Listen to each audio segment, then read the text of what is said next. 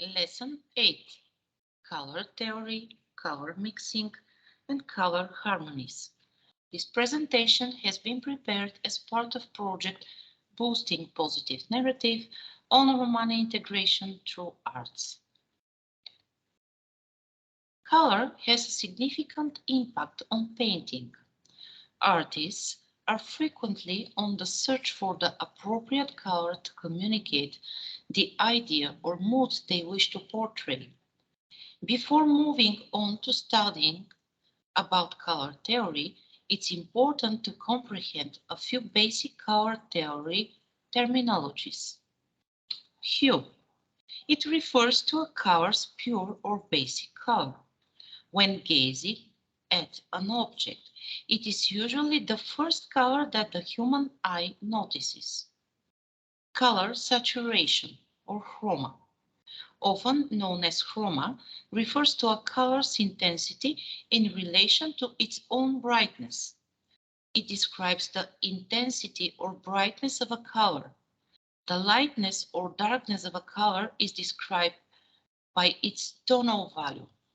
The value scale, often known as a grayscale, covers the range from white to black with different shades of gray in between. Tint is a color that is lightened by mixing it with white in painting. The original color will always be lighter than the tint. A shade is a hue that has been darkened by mixing it with black. A color wheel is a wheel that it is split into primary colors as well as secondary and tertiary colors. It's used to demonstrate how colors relate to one another. The color wheel is an excellent tool for learning about color theory. For an artist, studying the color wheel and knowing how different colors blend is essential. Color wheels are inexpensive to purchase and are an excellent tool for color mixing. Blue, red, and yellow are the primary colors. The word primary refers to the fact that they cannot be formed by combining other colors, the original colors that make up all other colors in the world.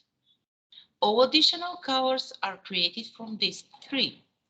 Primary colors can be mixed to create secondary colors that can then be mixed again to make tertiary colors.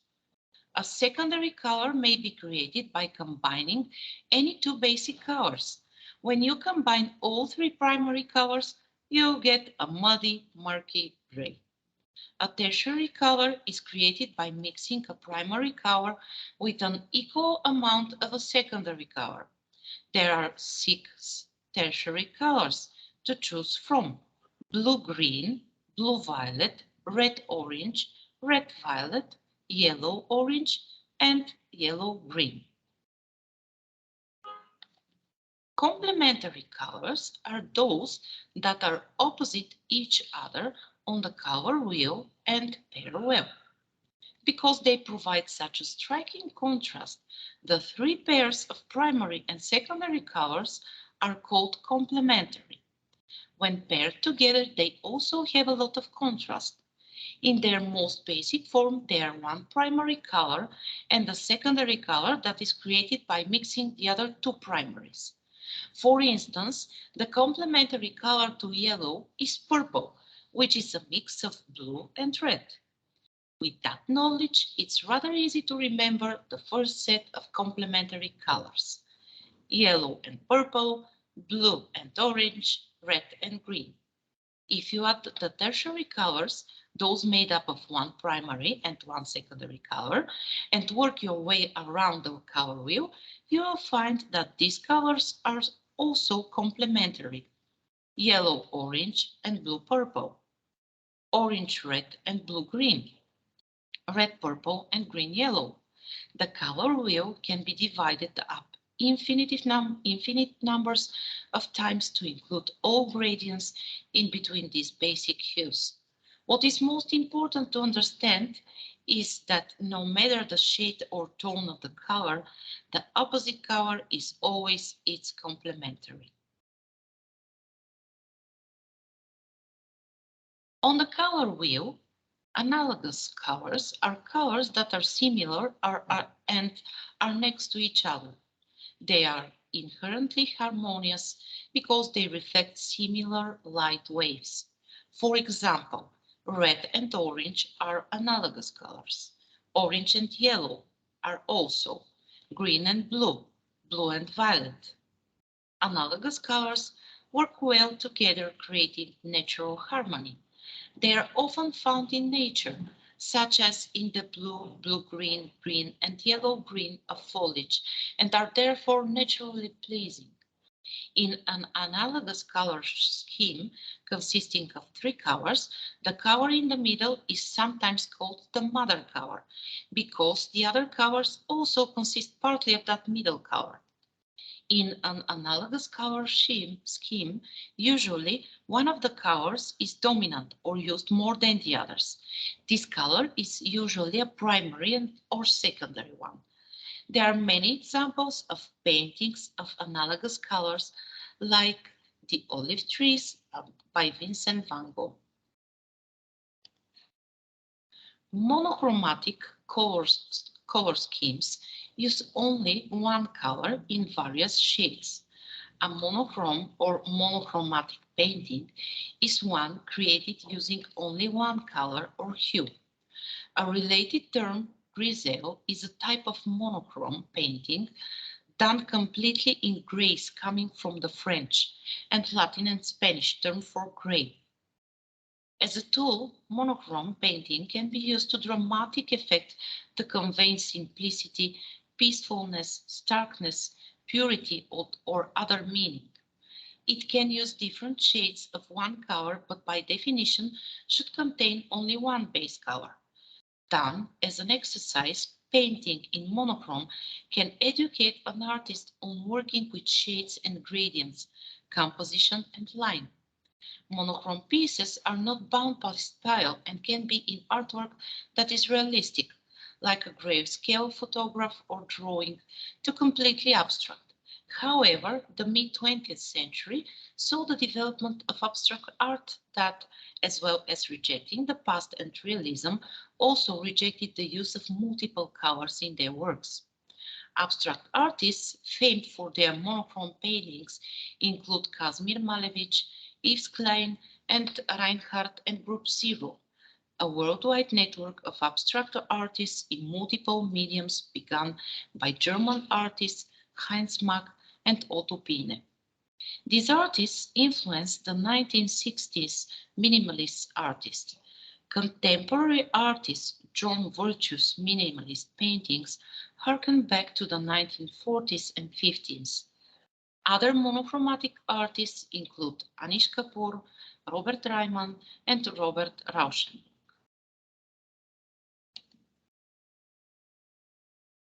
The triadic color scheme uses three colors that are evenly spaced around the color wheel.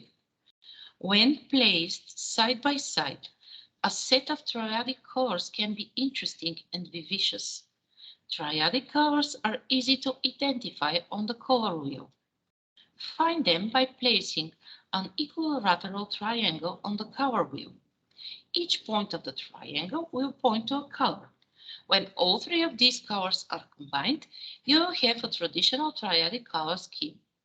The following are perfect examples of triadic color combinations: red, yellow, and blue, purple, green, and orange, blue, violet, red, orange, and yellow, green, red, violet, yellow, orange, and blue, green. When creating a painting with use of triadic color schemes, choose one dominant color to be the primary color. Use your other two colors as accent. Lower the saturation in these colors for a more cohesive blend with your dominant color.